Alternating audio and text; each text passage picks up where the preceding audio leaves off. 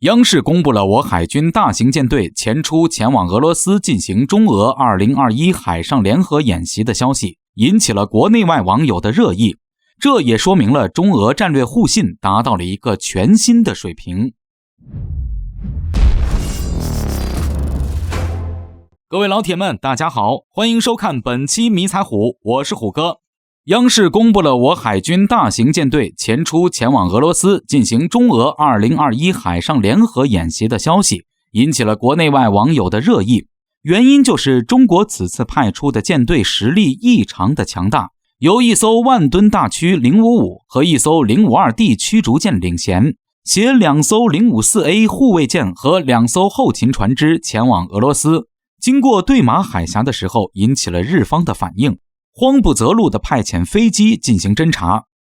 虎哥认为，此次中国海军的舰队规模相当于整个英国皇家海军主战舰队兵力的 50%， 可谓是少有的大规模海上编队。以往中俄联合演习，中方派出的舰体数量与此次可谓是天差地别，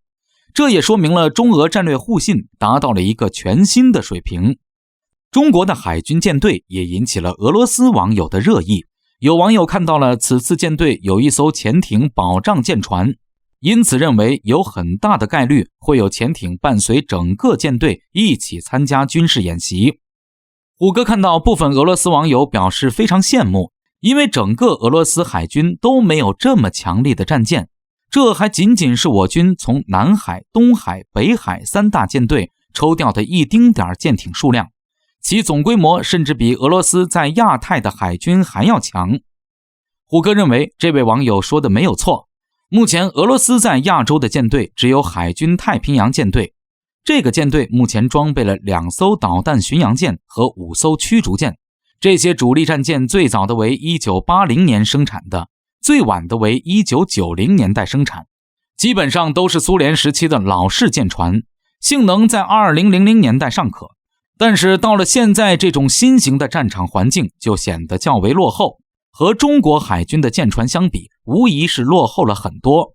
也就是说，俄罗斯太平洋舰队除了核潜艇之外的所有大型的舰船加起来的战斗力都没有此次我军派出的这支舰队强力。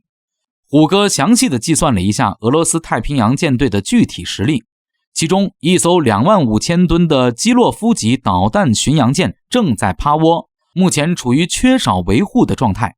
资金问题导致迟迟无法进入战备状态。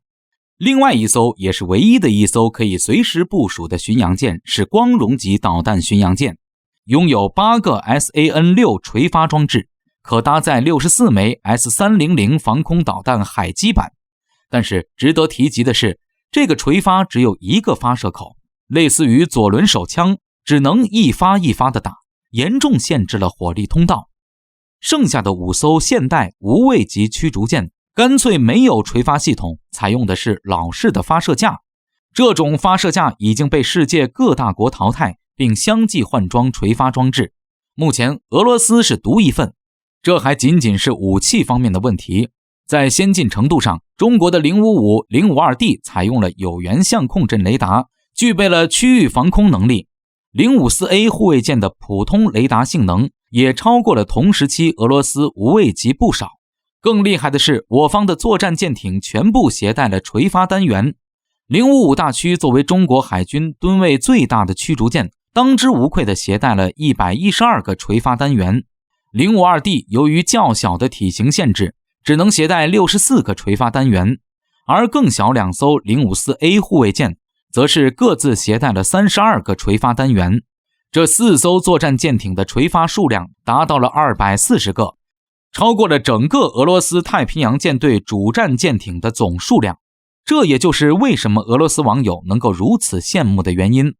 不过虎哥认为，既然中俄战略互信达到了新高度，俄罗斯可以考虑中国的战舰。以往都是中国采购俄罗斯的飞机、军舰，但是现在情况反过来了。在海军的主战舰艇方面，我们除了核潜艇不如俄罗斯，但是其他舰艇的技术性能指标已经完全的超过了俄罗斯海军。因此，俄罗斯海军可以考虑下我海军装备的 052D 驱逐舰或是 054A 护卫舰。当然055是不可能的，这种先进战舰哪个国家都不可能外售。而 052D 和 054A 则有一定的可能，因为这两型舰在海军已经服役了10多年，性能趋近完善，同时也在进行大量的建造工作，生产工艺早已成熟，因此可以以极快的速度建造下水，可以让俄罗斯以最快的速度装备部队。而且更重要的是，批量生产的中国军舰在成本方面的控制，导致整体的价格是非常实惠的。因此，先进的性能和合适的价格，对近几年来受到欧美制裁而导致经济下滑的俄罗斯而言，不失为一个好消息。毕竟再过上10-20年，俄罗斯装备的这些苏联时期的老舰，大部分都将因为舰艇老化而导致退出海军现役，这会对俄海军未来的国家战略产生一定的影响。因此，未来俄罗斯海军何去何从，这是一个令人值得考虑的问题。